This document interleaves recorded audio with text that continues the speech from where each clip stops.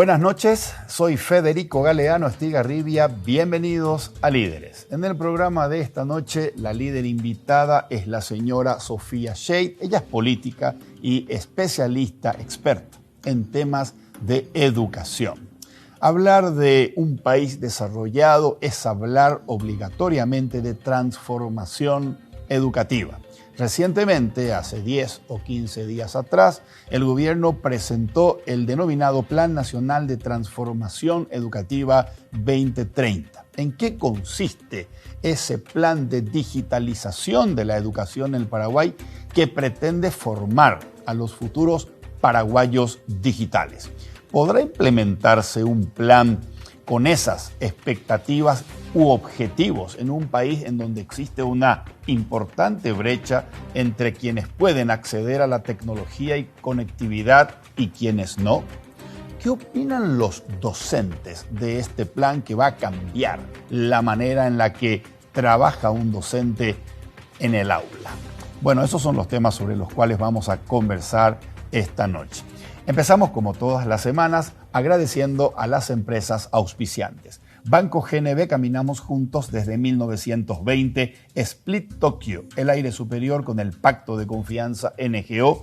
Coexma SRL, creando ambientes corporativos desde 1998. Y Alpha Trading SA, más que logística, su negocio en buenas manos. Luego de la presentación del programa y de nuestros auspiciantes, conversamos con la señora Sofía Shade, aquí en Líderes, desde los estudios de ABC TV. Líderes es presentado por Banco GNB, caminamos juntos desde 1920. Split Tokyo, el aire superior con el pacto de confianza NGO. Coexma SRL, creando ambientes corporativos desde 1998. Alpha Trading SA, más que logística, su negocio en buenas manos. Todo empieza con un paso, o con una simple idea que imagina el futuro, o con un saludo que transmite confianza. Y por eso, hoy iniciamos nuestro camino para convertirnos en el mejor banco del Paraguay, porque somos herederos de una gran historia, con raíces sólidas, que siguen creciendo gracias al compromiso de seguir caminando juntos, paso a paso. Banco GNB, caminamos juntos desde 1920. Este Split no viene del futuro, pero parece. Su poderoso motor de 4 velocidades lleva el aire más lejos con la función iClean que elimina restos de agua del evaporador y iFill para mayor confort. Frío en menos tiempo, aire más limpio. Algunos dirán que este Split tiene aires de superioridad y tienen razón. Split Tokyo Extends, el aire superior.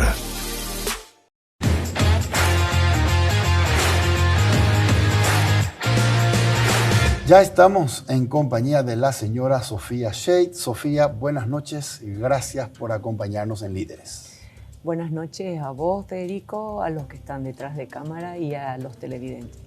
Sofía, esta noche vamos a hablar de educación. Me gustaría empezar preguntándote, ¿cuáles son las habilidades con las cuales debe egresar, teniéndolas como desarrolladas, un bachiller siglo XXI? Es una pregunta que tiene una respuesta para hoy, pero a mediano plazo no y a largo plazo tampoco. Okay. ¿Por qué? Porque los cambios disruptivos dentro de la educación hoy día se da con una rapidez. Y para hacerte una analogía, la primera revolución industrial, de aquel que prendía la luz, no sé si se acuerdan de que iba de lugar en lugar a prender el gas, a él le tomó 70 años reaprender o rediseñarse. A nosotros hoy día los cambios disruptivos de la cuarta revolución industrial nos da días. Y eso va a ser constante, o sea, no va a haber una quinta probablemente ni una sexta revolución, y sí va a haber una cuarta altamente disruptiva y veloz. Entonces, ¿qué significa para un bachiller salir entendiendo de que él venía formándose de forma analógica y hoy se despierta con un formato digital laboral? por lo menos tiene que tener habilidades en el sentido de la ofimática. Uno se pone a conversar con jóvenes y no saben hacer un buen Word. Tener habilidades lingüísticas es fundamental, trabajar un buen español, saber comunicarse en español, porque tenemos problemas con eso. Okay. También trabajar la multiculturalidad, saber inglés como base, porque el inglés es el lenguaje no solamente del relacionamiento comercial, y sí también el lenguaje de las máquinas. Entonces, hablamos de una multiculturalidad, sí, porque hoy el trabajo también ya no tiene fronteras. Y si el bachiller puede tener algunas capacidades en estudio de datos, en estudio de sistemas, ya está hecho. Y esas son las deudas. O sea, nosotros tenemos que generar bachilleres que puedan tener su primer empleo, pero eso significa también entender cómo está cambiando el mercado. La transformación digital también irrumpió en los mercados, en todas las empresas que generan empleo, y eso viene a generar un gran vacío. ¿Por qué? Porque las empresas hoy día necesitan de habilidades digitales en sus recursos y el alumno no sale con ellas. Entonces tenemos, por un lado, una escasa habilidades para ingresar al mercado y un mercado que tiene vacancia. Ese es un vacío que tendría que tener soluciones desde la academia, desde el mercado y desde el Estado. Por eso hablamos de Estado, academia y mercado como una gran alianza para transformar no solamente el país, y sí transformar el país desde los paraguayos. O sea, cada paraguayo debe transformarse para introducirse a un mercado, a una vida armónica. Y eso trae también una necesidad tremenda hoy día de la flexibilidad. ¿Qué significa eso? O sea, si yo salgo a un mercado, debo estar preparado. Pero si yo ya estaba en el mercado, también tengo que seguir preparándome. Okay. Entonces exige de un nivel terciario que me permita seguir formándome. Entonces es como que hay rutas en donde todos tenemos que aprender algo nuevo. Y eso todos los días. Y es posible. Antes nos formábamos para entrar a trabajar. Ahora nos formamos en el trabajo también. Okay. ¿Las universidades perdieron hegemonía o territorialidad? Sí, porque las empresas necesitan de instalar sistémicamente la adquisición de sus recursos humanos para aumentar la productividad. Entonces me vuelvo yo, como empresa también, una mini universidad. Pero las grandes academias entendieron algo, que deben comenzar a trabajar la mirada de lo que nos provee hoy día la ciencia de datos, la gran cantidad de modelos predictivos en el sentido del machine learning. ¿Qué es el machine learning?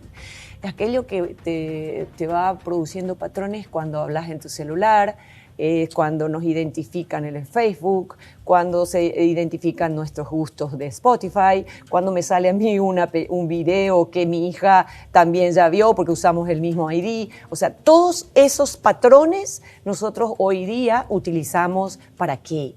Para desarrollar ofertas formativas más asertivas. ¿Qué quiere decir? Que está pensándose en una personalización de los aprendizajes.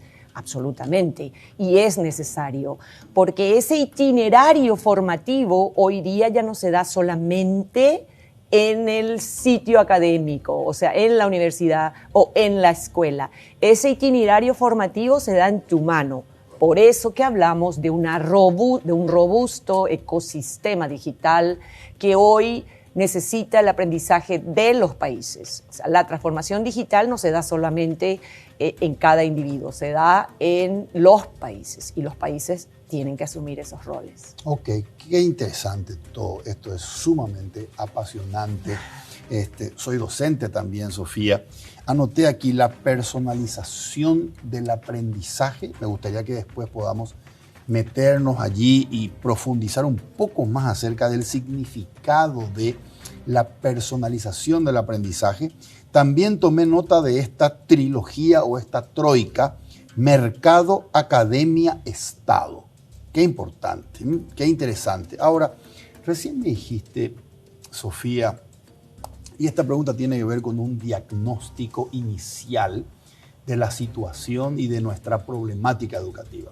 Me dijiste recién, antes la academia te preparaba para trabajar. Ahora, durante el trabajo, te vas preparando para mantenerte actualizado.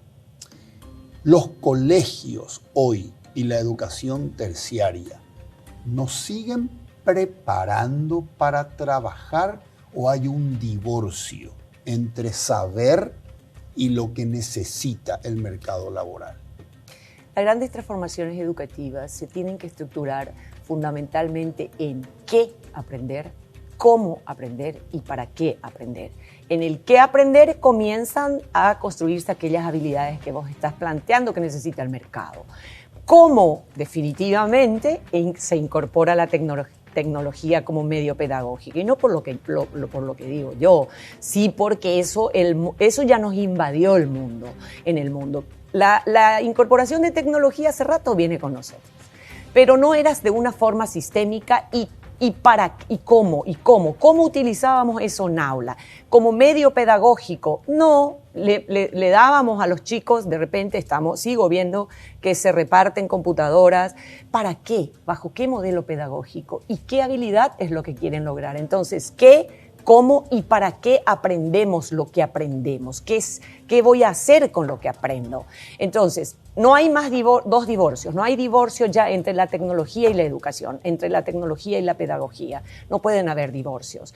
Es porque eso ya es un debate perdido. No vamos a discutir sí o no de tecnología, sino que para qué la tecnología, para qué disciplinas y para qué habilidades. Porque aquello que planteás, las academias, los colegios privados en Paraguay, en este tiempo que se notó más la necesidad de la incorporación de tecnología, hicieron muy bien las tareas. Hay colegios que hay siempre rezagos. Hay algunos directores organizativos tomaron más lenta la incorporación de plataformas inteligentes.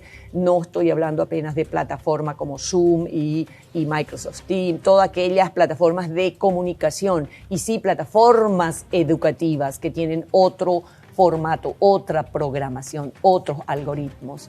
Entonces, la educación privada de Paraguay tuvieron espectaculares procesos. La educación pública está todavía ajena a esta gran transformación. Y peor, la educación pública no tiene un rezago de esta decisión.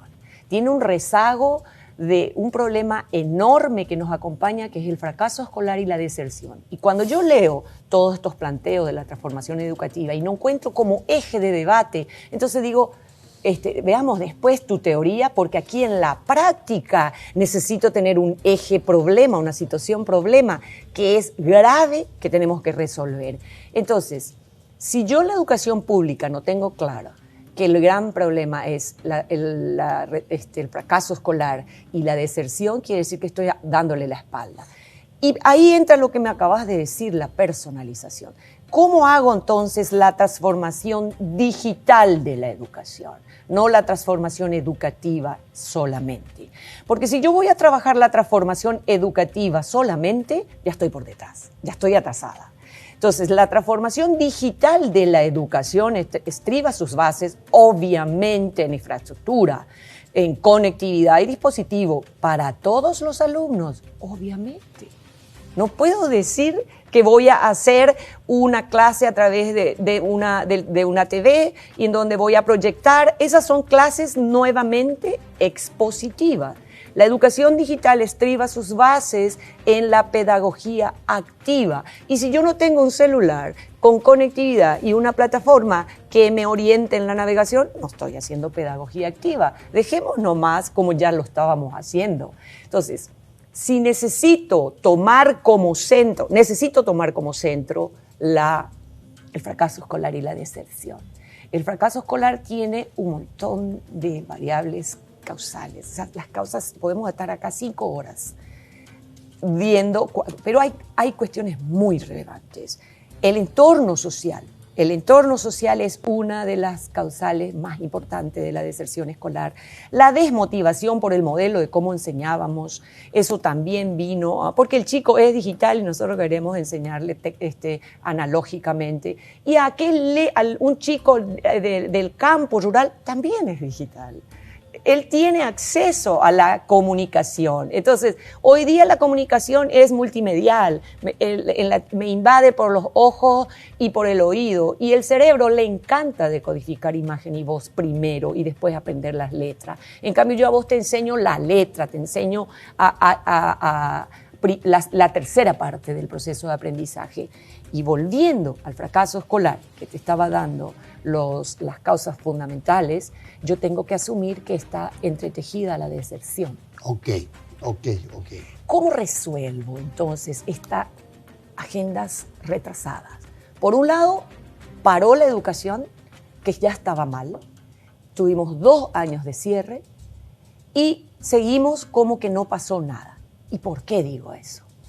Porque lo que el mundo está diciendo, las investigaciones ya se tiene, es que estos 2 años de cierre puede impactar 10 años en los niveles de aprendizaje. Repetime eso. Estos 2 años de cierre, de educación a distancia, a partir se relaciona más con los cierres. Con los cierres, porque en la realidad la educación a distancia, como no tenía parámetros de certificación, porque la educación era presencial, fue apenas una alternativa de emergencia para la gran cantidad de países que no tenían incorporado plataformas inteligentes para esa educación en línea híbrida. Muchos países comenzaron antes esto. Entonces le fue mucho menos traumático ese cambio. Fue retirar sus dispositivos e ordenar pedagógicamente desde sus nubes los niños y estudiantes en las casas. Correcto. Nosotros tuvimos un quiebre. De un día para otro tuvimos los docentes que emplear herramientas que nunca empleamos. Cierto. El maestro tuvo grandes aprendizajes, los padres también y los niños también, los niños, adolescentes y adultos. Hay como que los directores organizativos no se subieron a este colectivo. Entonces están diseñando lo nuevo bajo teorías y no la práctica. Si nosotros hacemos una investigación en Paraguay longitudinal de todo lo que los maestros usaron en estos 2 años, no te imaginas los grandes hallazgos que vamos a encontrar. Pero eso no está sistematizado, porque lo que se trabajó fue desde nivel central, levantar contenido, levantar preocupados por el cumplimiento. Entonces, ese cumplimiento hizo que en realidad los niños no aprendan nada, porque tendríamos que haber diseñado el aprendizaje a distancia. Okay. ¿Qué quiere decir que va a impactar durante los próximos 10 años estos 2 años de quiebre? Porque aquellas habilidades que en estos 2 o 3 años que tendrías que haber adquirido, va a ser un rezago que lo vas a llevar adelante. Si no aprendiste a leer, no vas a aprender a calcular. Okay. Entonces, esos 3 años. Vamos a hacer un análisis. Mi alumno tiene que entrar este año en el tercer grado. O sea, primero y segundo hizo a distancia. Cierto. Del preescolar me pasa al 4º grado.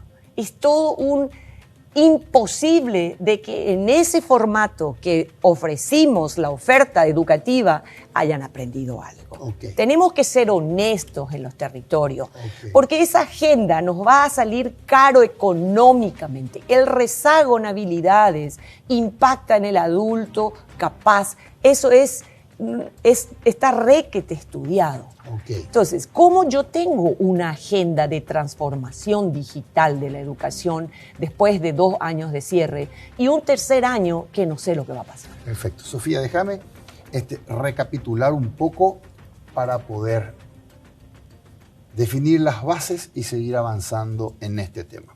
Punto número 1.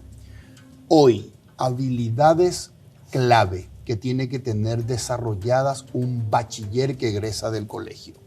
Conocimientos de herramientas de ofimática o de informática, manejo de lenguas, el español, manejo del inglés, manejo de lengua de las máquinas, el machine learning, todo lo que tiene que ver con programación, ciencia de datos y sistemas. Esto es clave para que un bachiller tenga habilidades valoradas en un perfil requerido a nivel laboral en el futuro. No me equivoco si digo que el sistema educativo analógico paraguayo, si calificásemos con qué calidad estamos proveyendo este perfil definido como el perfil del bachiller ideal, en una escala de 1 al 5 seguramente nuestro sistema tendría un 1. Grado o nivel con el que está produciendo esto, un 1. Para transformar lo que vos definiste como problema, tomé nota aquí, no se trata de una transformación del tipo reforma educativa, se trata de una transformación digital. Eso es lo que tomé nota, transformar nuestro modelo hacia un modelo digital. Te pregunto, Sofía, esto que se presentó la semana pasada, que se llama Plan Nacional de Transformación Educativa 2030, se encamina hacia esa digitalización que acabas de definir como el camino del futuro? Sistémicamente no, porque la parte de tecnología y ciencia es un apartado, no es transversal como lo que estamos diseñando nosotros. Entonces, por eso te decía que son líneas muy interesantes, pero en la práctica no va a resolver absolutamente nada. No va a resolver, necesitamos tener, esto es como una ruta de doble vía. La ruta rápida y la ruta lenta estructural que nos lleve a aquel diseño país que no sé todavía estamos planteando en muchos sectores el modelo país que queremos, pero los políticos no están acostumbrados a electoralmente tampoco ofrecernos eso. Entonces esta ruta rápida es resolver la problemática coyuntural urgente, que es la de diseñar una oferta formativa para el 2022 que no sabemos cómo va a ser. Nosotros no sabemos desde el punto de vista sanitario cómo se va a comportar la virulencia de esta nueva mutación. No sabemos. Y eso no debe ser un marco, para eso están los sectores sanitarios. Okay. La educación tiene que saber que en esta ruta rápida tiene un rezago violento, que es el fracaso escolar que traía y estos 2 años de cierre. Va a venir a aumentar definitivamente esa demanda, o sea, ese problema. Y la deserción, nosotros no tenemos idea. La deserción que tenemos en Paraguay, tenemos una escolaridad de 7 en el ámbito rural y 9 en el ámbito urbano, teniendo que ser 12 en media. 12, o sea, los paraguayos tenemos que terminar por lo menos los 3 niveles, inicial, básico y medio. Eso es fundamental, fundamental. Un alumno en áreas rurales tiene un promedio de 7 años de escolaridad. Así es. Y un alumno en áreas urbanas tiene una escolaridad promedio de 9 años. Así es.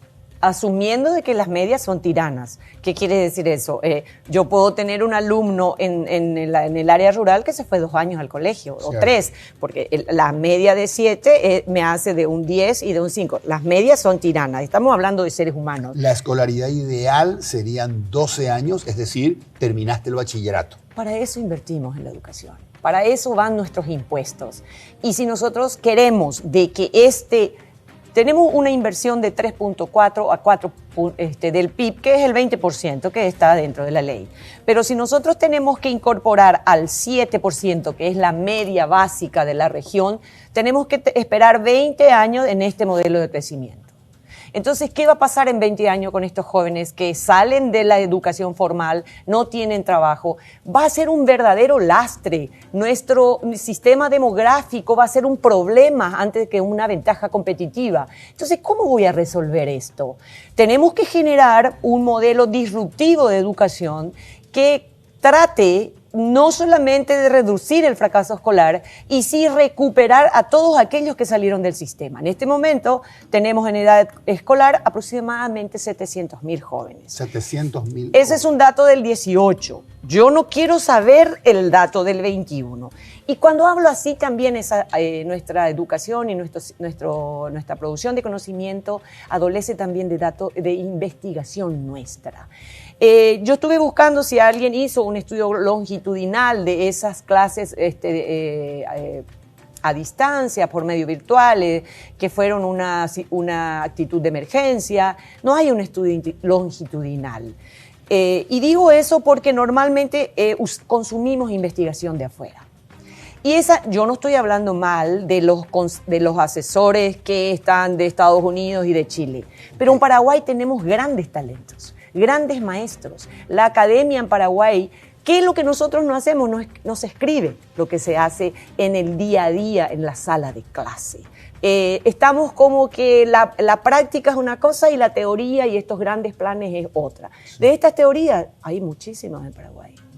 pero de esa dinámica de todos los días, de entender que el alumno no aprende porque tiene una historia detrás. Y decimos, sí, el contexto social. No sirve solamente decir es su contexto social y entonces le enviamos que siga consumiendo. Debemos trabajar la territorialidad de la educación, la mirada social de la educación. Fíjate que yo te hablaba de una ruta rápida y una estructural. La rápida es entender que tengo que diseñar un 2022 híbrido, porque no sé lo que va a pasar. Cierto. Entonces, si voy a diseñar híbrido, ¿qué tengo? ¿Tengo conectividad para todos los niños? ¿Tengo algún dispositivo en la casa, por lo menos uno en la casa? No sé. Eso yo tendría que tener en una base de datos. Tengo diseñado, porque no te olvides que esta ruta rápida tiene un rezago de 2 años de cierre, un sistema de recuperación de aprendizajes. Todo lo que perdimos. Yo no puedo emitir un diagnóstico y decir, no, es más, se incurrió en hacerle pasar a todos. Tengo que determinar rendimiento, porque si no voy a estar tirando al aire algún tipo de contenido que no sé si va a llegar a formarle habilidades. Entonces, en los territorios debo determinar rendimiento. Determinar los niveles en sentido, por ahora, y digo por ahora, después te explico por qué, primer grado, segundo grado, ¿qué perdieron? Porque ese era el modelo. Correcto. Porque en la educación digital no hablamos de grados, hablamos de habilidades. Entonces un niño que... No hablamos de primer grado, segundo grado, no hablamos de eso. No, porque el currículum de la educación digital no está estructurado en disciplinas, está estructurado en habilidades para cada chico. Perfecto. Por Sofía, eso entramos en la personalización del aprendizaje. Ok. Sofía, como 4 veces he notado que mencionaste la palabra territorios. ¿Por qué? Porque la educación es la herramienta de emancipación, la única oportunidad de democratizar oportunidades. Desde un gobierno central es imposible.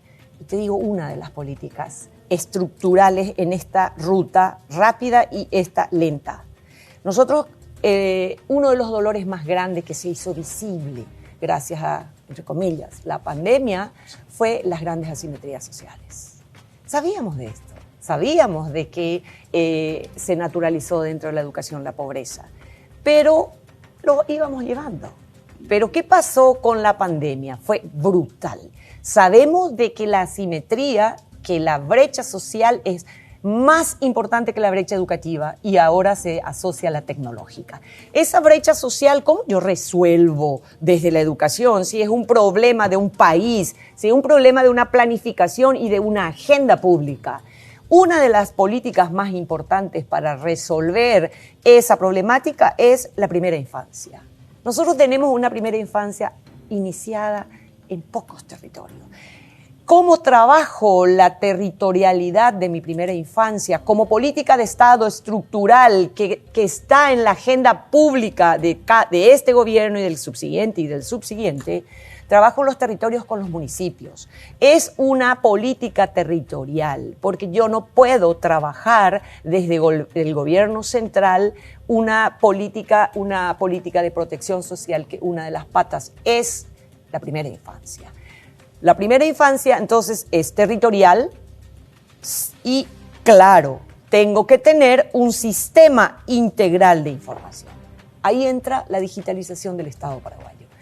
Todo aquello que yo te estoy hablando de la personalización de la habilidad o la personalización del aprendizaje solamente se puede hacer si tenemos sistemas operativos detrás.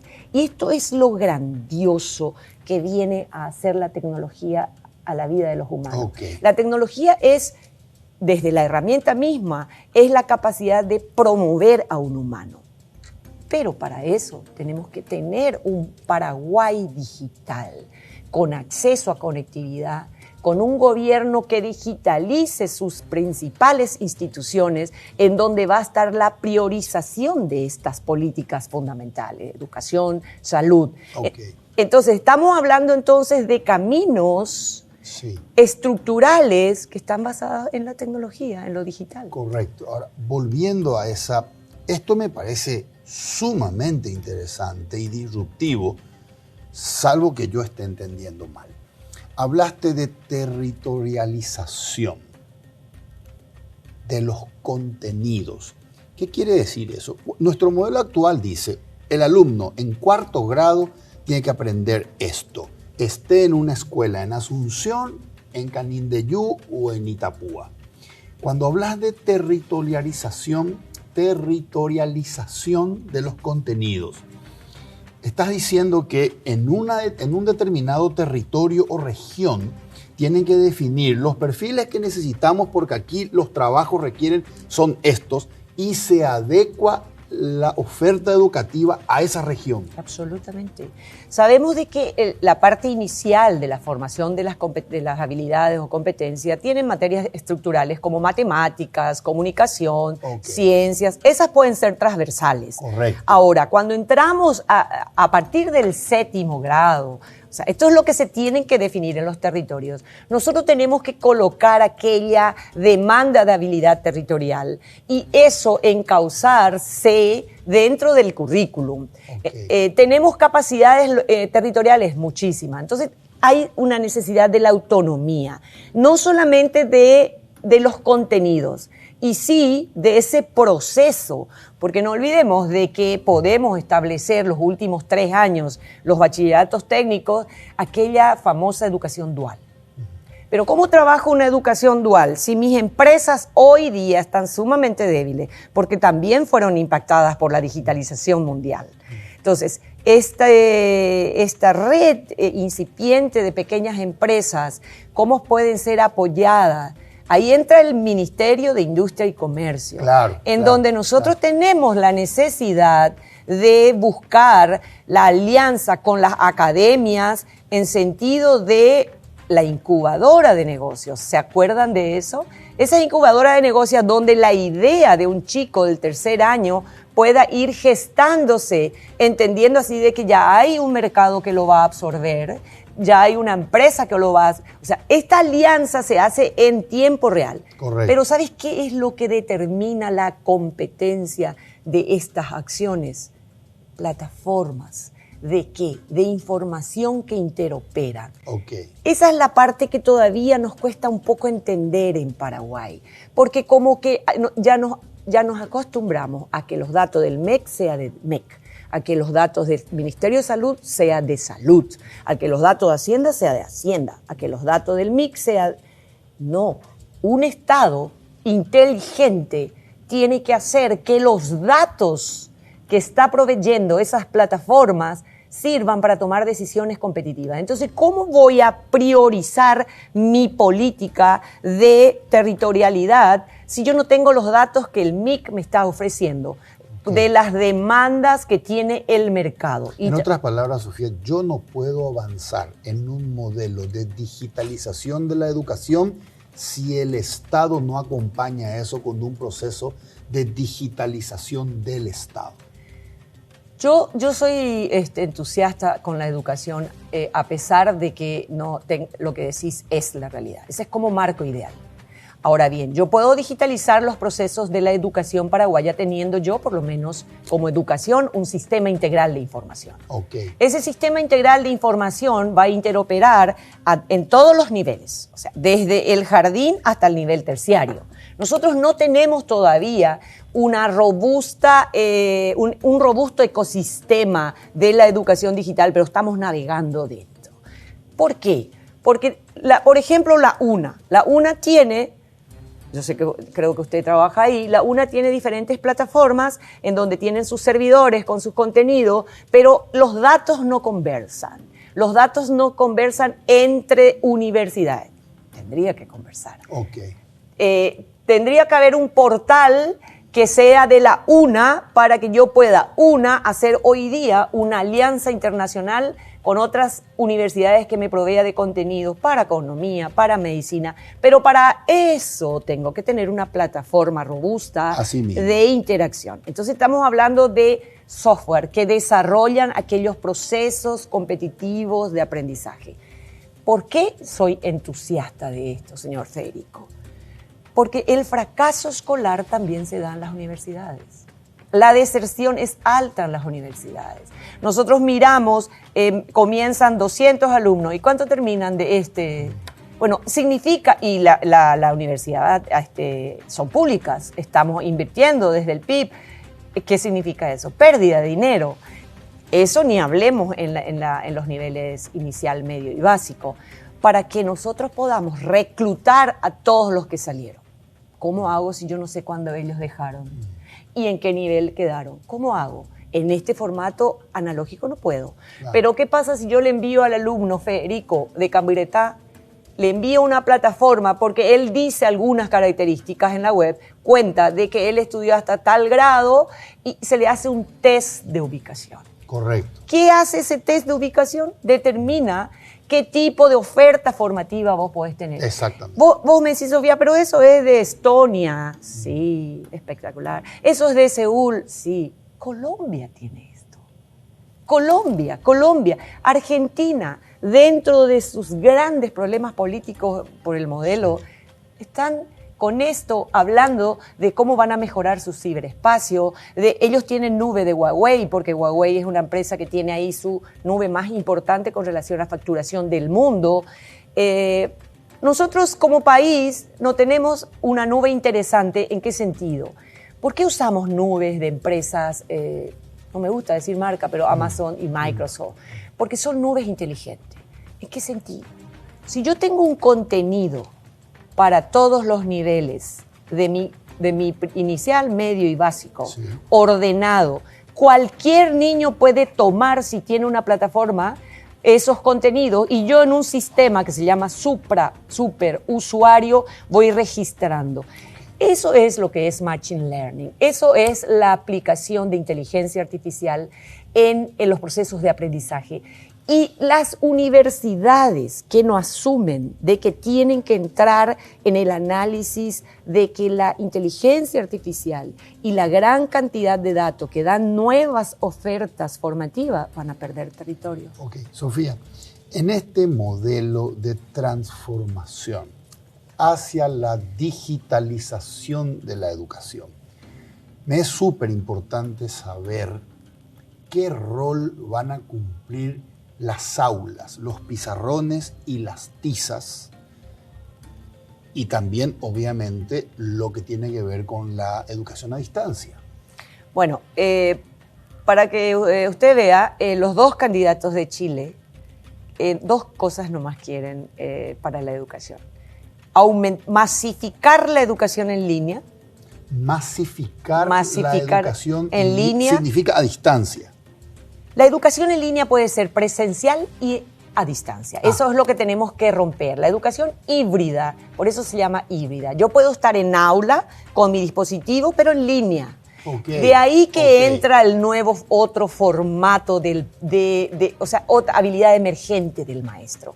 El maestro no va a perder su rol, al contrario, se convierte en un mentor, porque el maestro sabe lo que vos tenés que saber de matemática y puede estar en aula viendo tu interacción. Y cuando vos estás a distancia, lo único nuevo que tiene que aprender el maestro, además de saber bien matemática, leer datos, porque este Machine Learning, este sistema integral de gestión de contenido y monitoreo de aprendizaje me da datos a mí. ¿Para qué?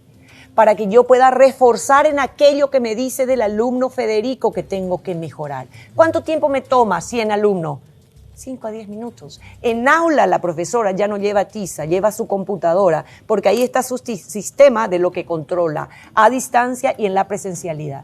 Los colegios privados, vos vas ahora y tenés la maestra que está hablando con los que está a distancia y está hablando con los alumnos en aula. La educación en línea es en aula o a distancia. Esa de distancia y la presencialidad ya es una falacia. No importa dónde tomes. Es ubicuo, por eso que llamamos de ubicuo. ¿Qué es ubicuo? Yo estoy en mi casa y puedo tomar una clase. Es asertivo. Claro, porque la clase que me pertenece es la que yo al colocar mi ID me viene. Porque hay todo un sistema neuronal inteligente, por eso hablaba de sistema de información que tenga un monitoreo y del contenido y del aprendizaje. Eso es Machine Learning, que es igual a inteligencia artificial, patroniza nuestros aprendizajes.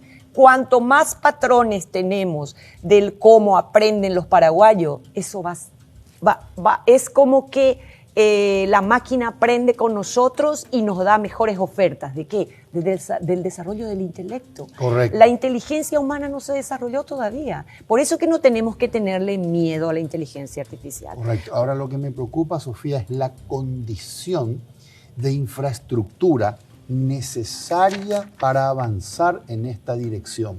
Porque, como bien vos dijiste, la pandemia hizo que improvisemos en modelos de capacitación a distancia, lo cual permitió que se notase la enorme brecha entre quienes acceden a tecnología, a notebooks, conectividad y quienes no. Obviamente que este modelo que estás describiendo requiere de una infraestructura mínima.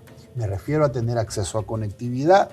No puedo acceder a esto a través de un teléfono inteligente. Tengo que tener una tablet o una notebook. Entonces, ¿cuánto tiempo requeriremos para que nuestra sociedad tenga una infraestructura para que un modelo como este no se convierta en exclusivo? Preguntaza. El teléfono hoy día sí puede ser ya un soporte para una herramienta para el aprendizaje. Lo que tenemos que mejorar en el teléfono es la transferencia de datos móviles. Porque ese es el problema de los teléfonos, que no bajan nunca. Las transferencias de datos móviles en Paraguay es Pero no pésimo. puedo hacer mi trabajo práctico con el teclado de un teléfono. No, totalmente, pero claro que te permite a vos en un colectivo estar estudiando idiomas. Esa es la ventaja. Los dispositivos, todos los dispositivos depende de tu dinero. Los países, República Dominicana compró tablet para 2 millones, o sea, en esta pandemia. ¿Por qué yo hablo de tablet? Porque tablet es más barata. La tablet es más barata, es 1/3 del precio de una computadora. Okay. Entonces, dentro de este desarrollo estructural, de la ruta estructural que estoy hablando, esto es tan apasionante que de repente... Toma un poco de agua y mientras yo te quiero hacer una pregunta. ¿Qué te preocupa más? El que nosotros tengamos que alcanzar una capacidad de infraestructura mínima en términos de conectividad y de equipamiento para poder sostener este modelo, o te preocupa más que nuestros docentes se habiliten para trabajar en este modelo? Porque ambas son condiciones necesarias para un modelo como este. Docentes que asuman su rol en este nuevo modelo y, por otro lado, infraestructura, equipos y conectividad. ¿Qué te preocupa más? La cuestión de infraestructura es dinero. Exactamente, es plata. Nada más. Es plata. Y usted, nada más, hay dinero. Es impresionante la malversación que tenemos. De ahí que hablo de la digitalización de los procesos. Porque si se digitaliza, no hay factura que no pueda tener detrás un resultado. Ahora, la parte de los maestros, a los maestros no se le dio tampoco la oportunidad de un dispositivo acorde y una plataforma acorde. No es lo mismo que yo a una maestra de 60 años le diga, mira, tenés que aprender Excel, ofimática, tenés que saber hacer un Excel y un Kahoot para que puedas determinar. No van a aprender más. Depende de en qué momento le está agarrando la transformación digital al maestro. Cierto. Para eso tenemos, ¿qué es lo que hizo la tecnopedagogía? Pensó en lo que vos estás diciendo. Esto pensó Singapur, Corea, hace 20 años.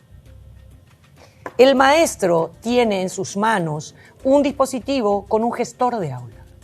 Entonces, ya no tiene que preocuparse en crear ella el contenido. Los maestros este año tuvieron que levantar PDF, recoger el contenido que le mandaba MEC. No. Después hablemos de contenido, cómo se desarrollan los contenidos. Exactamente.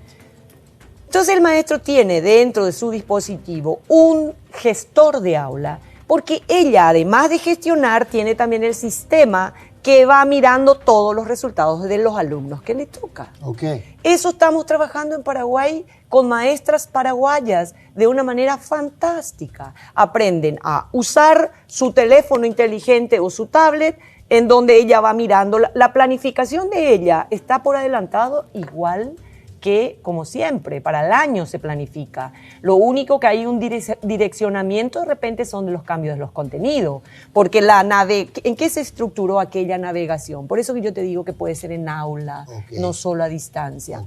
La tecnopedagogía entendió que ¿por qué los alumnos no aprendían? Por ese tiempo que pasaban frente al maestro muy corto y por la poca interacción del alumno. Entonces, la pedagogía activa de muchas maestras de las teorías del aprendizaje está ahí, porque para aprender necesito de que el contenido sea atractivo, ¿verdad? Sí, interés. Total. Y esa es la primera pelea hoy día en la información multimedial. Mi contenido atractivo, mi navegación activa. ¿Cuánto me involucro para aprender ese inglés? Por eso que si yo veo tele y ahí me están enseñando inglés, no pasa nada. Sigue siendo una clase como antes. Si yo tengo enfrente un dispositivo que me habla en inglés, aunque yo nunca haya visto ese filme y no tiene traducción, significa que yo estoy entendiendo con el ojo y con el oído, que es la primera fase del aprendizaje. Luego me va pidiendo interacción esa navegación. Y luego me hace hablar, y luego, si es matemática, me hace hacer el cálculo. ¿Por qué se trabajó ese diseño de navegación?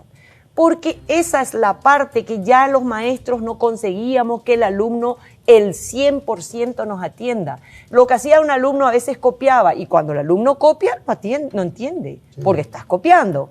Entonces, esa navegación, ese apoyo en la navegación para el maestro, me permite a mí datos en tiempo real. ¿Cuándo nosotros antes teníamos datos en tiempo real? No, ese es el problema de la deserción, el timing. Siempre nos dábamos cuenta tarde. Exactamente. Sofía, te quiero hacer una consulta. Sí. Ya que estamos hablando del tema de los docentes y me contaste que están trabajando con estos tipos de gestores de aula con profesoras o maestras en Paraguay. Así es. ¿Hablaste con docentes o representantes de los gremios docentes para ver cuál es su sentir y cuál es su parecer con respecto a este plan de transformación educativa? Porque yo tengo la impresión de que ellos podrían poner el palo en la rueda y que vamos a necesitar, o que el gobierno que le toque va a necesitar mucho capital político para impulsar esto frente a este gremio. ¿Qué te dicen los docentes? Cuando yo tuve la oportunidad de presentar estos modelos en diferentes grupos, se apasionan. Ellos se sienten más maestros. El problema es que no le dimos las herramientas y la capacitación. Además, la capacitación que se hace en Paraguay tiene la urgencia de capacitar, porque hay unos recursos, hay que capacitar, y nunca es la capacitación con tu dispositivo, con la aplicación dentro del dispositivo y cómo vas a enseñar ciencias con eso. Ese es el formato práctico del aprendizaje. Es más o menos, vos venís a capacitarte, 4.000, 5.000, 8.000 maestros, te enseño a bailar vals, pero vos te vas a tu aula y seguís bailando bachata. Nosotros tenemos que acercar a la práctica diaria, cotidiana, estas transformaciones. Y no lo estamos diciendo desde afuera. Nosotros tenemos reuniones cada viernes con todas las escuelas y universidades de 7 de la mañana a 11 de la noche para poder estar con los grupos de maestros, porque ellos van aprendiendo a leer datos y es fantástico la creatividad del maestro, pero le tengo que dar herramientas. Yo no puedo a vos convertirte en un maestro digital en este momento si te exijo habilidades que ya no tengo ni ganas de aprender. A lo mejor hay mucha gente que dice, no, voy a jubilarme nomás, Sofi, pero si yo te doy a vos una herramienta donde vas a ser mejor profesora de matemática, te aseguro que... Entonces yo creo que no se le dio la herramienta necesaria en la parte de jóvenes, en la construcción de estas líneas para el plan, porque eso es lo que tenemos. Tendríamos que haber hablado por lo menos con 50.000 jóvenes. ¿Por qué 50.000 jóvenes? Porque necesitamos saber qué ellos quieren aprender. Me consta, yo trabajo con líderes jóvenes a nivel país. Hay talento, hay ganas, con líderes con profesores de formación docente que se están formando en Capibarí del señor Hernán Santo. Vuelan. hablan de educación 4.0, de espacios virtuales de aprendizaje, de realidad aumentada. Un maestro público. Bien, me encanta. Sofi, me preocupa el contexto familiar del chico o de la chica, el alumno o la alumna. ¿Cómo puedo avanzar en un contexto educativo cuando mi hermano mayor o mi hermana mayor, mi mamá o mi papá no están familiarizados con este tipo de modelo y por lo tanto no me pueden ayudar con la tarea o con el trabajo práctico? Muy buena pregunta. Por eso que el profesor es un mentor, es más profesor que lo que estaba, porque antes el profesor estaba en el aula, impartía la información, ejercicio y de ahí a un tiempo examen. Ese era más o menos el rotero de los aprendizajes. Hoy día el maestro tiene contacto, tiene vínculo con los alumnos, no solamente en la presencialidad. Okay. ¿Por qué genera esa virtualidad del Zoom que después de 15 minutos, fulanito, menganito, claro que se dormían? Imagínense si en la presencialidad una explicación de 15 minutos no consigue atraerle a los niños y jóvenes. Imagínense a través de un medio virtual. No, la educación digital te involucra. Aquel profesor se vuelve un mentor. ¿Por qué? Porque genera en el aula un escenario de aprendizaje con líneas que le dice, a ver, usted grupo busquen esto, nosotros... Pero no es que busca cualquier contenido. Ojo, el link está preparado en el software del maestro. ¿Por qué? Porque en edades iniciales hay que cuidar la soberanía del contenido. Porque el contenido es y seguirá siendo el soporte del aprendizaje. Ahora bien, ¿qué significa curar contenidos? Que hoy decíamos.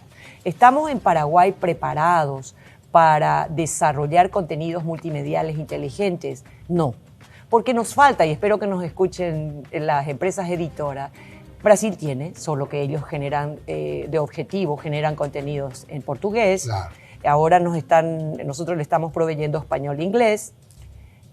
Argentina tiene Educar. ¿Qué falta en Paraguay? Es una infraestructura de digitalizador del libro. Correcto. ¿Por qué? Porque para que el contenido sea curado, no es apenas que yo haga un video de 15 minutos y lo convierto en 2 para que sea más barato, para que me consuma menos saldo y que en la navegación no esté girando. No, el contenido curado obedece a qué habilidad quiero lograr con ese contenido. Entonces yo primero sé qué habilidad tengo que lograr en este alumno y se diseña unidad por unidad.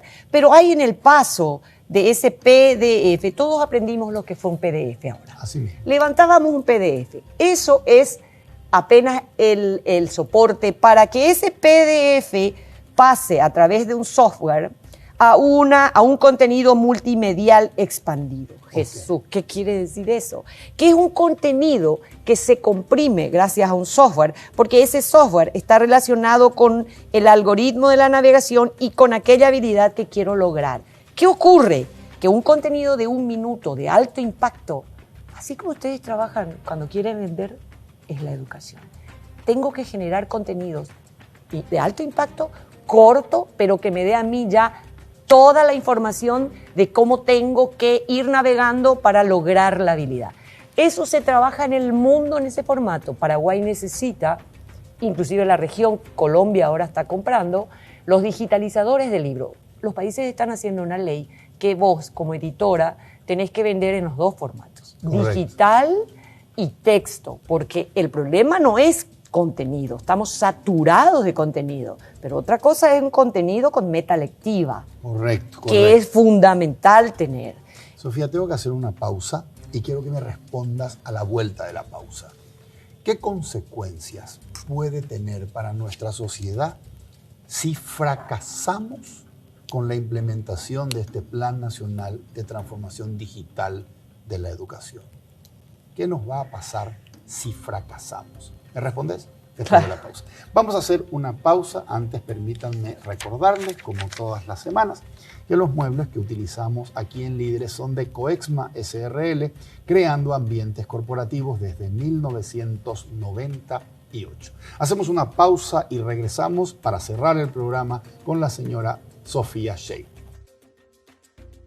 Todo empieza con un paso, o con una simple idea que imagina el futuro, o con un saludo que transmite confianza. Y por eso, hoy iniciamos nuestro camino para convertirnos en el mejor banco del Paraguay, porque somos herederos de una gran historia, con raíces sólidas, que siguen creciendo gracias al compromiso de seguir caminando juntos, paso a paso. Banco GNB. Caminamos juntos desde 1920.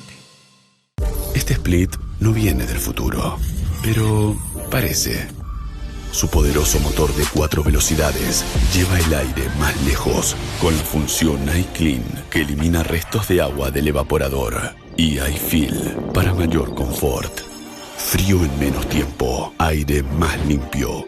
Algunos dirán que este split tiene aires de superioridad, y tienen razón. Split Tokyo Extends, el aire superior.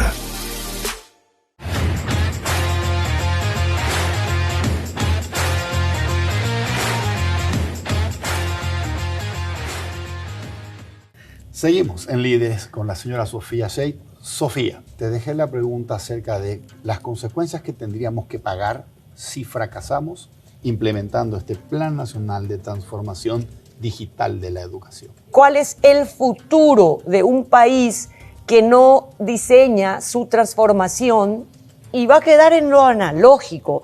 Eso no quiere decir que algunas disciplinas analógicas no se van a seguir usando. Claro que vamos a seguir aprendiendo, pero lo digital permea y estructura ese salto del humano hoy día. Okay. Entonces, Paraguay necesita de un plan de desarrollo 2050 que estructure ese puente a la modernidad del Paraguay con la digitalización, una robusta política de seguridad social, una robusta capacidad en los territorios de generar valor a esa, ojalá, diversificación productiva bajo una matriz energética. Te estoy dando líneas para la estructura del puente a ese Paraguay moderno. Correcto. Sofía, ¿qué opinas del trabajo que vienen realizando organizaciones como Juntos por la Educación y Paraguay Educa? Bueno, Juntos por la Educación, este dato que te acabo de dar, ellos me pasaron, o sea, desde el punto de vista información, ellos están teniendo una relevancia muy importante en plantear la agenda educativa como eje. Okay. Yo creo que veo muchas versiones de que son culpables del diseño pasado. Bueno, si es así, se están reivindicando, porque ¿qué significa gobernar con datos? Significa equivocarte menos y ser realmente más inclusivo. Porque si yo voy a comenzar un plan de transformación educativa donde no está contemplado estos dos temas que hoy estuvimos hablando, olvídate de lo tecnológico. Desde la transformación educativa vamos a resolver el fracaso escolar y la deserción. Ahí te quiero ver sin tecnología. No va a pasar nada. Vamos a seguir invirtiendo, vamos a seguir dejando de lado el entorno paupérrimo de muchos docentes. El docente pagó este año su saldo. Entonces, ¿de qué estamos hablando? Estamos obsesionados en las formas. Tenemos que hacer un plan, las líneas estratégicas, los profesores les capacitamos, pero en la práctica no modificaron nada. En todo este tiempo la práctica del maestro sigue siendo con la tiza y el pizarrón. Okay. Entonces, Paraguay no tiene chance si no hace este gran salto. Paraguay no tiene chances si no hace este gran Absolutamente, salto. pero te voy a decir otra cosa. Estamos preparados. Hay talento a lo largo y ancho del país que conozco. Vengo del sector productivo también, donde todos los días están diseñando software para mejorar su productividad, para incorporar habilidades a sus recursos humanos. El sector privado es talentosísimo a pesar del público, que está manejado por un sector político prebendario y clientelar, que está corroyendo las bases de la República. Entonces, tenemos talento en el sector privado, lo vamos a hacer, Federico. No queda otra. Entonces, este es el momento, no hay otro tiempo. Sofía, muchísimas gracias. Un placer y un gustazo conversar contigo. Seguramente vamos a continuar esta conversación en Líderes 2022. Gracias. Gracias a ustedes. Soy Federico Galeano Estigarribia. Esto fue Líderes. Buenas noches. Líderes fue presentado por Banco GNB. Caminamos juntos desde 1920. Split Tokyo, el aire superior con el pacto de confianza NGO. Coexma SRL, creando ambientes corporativos desde 1998. Alpha Trading SA, más que logística, su negocio en buenas manos.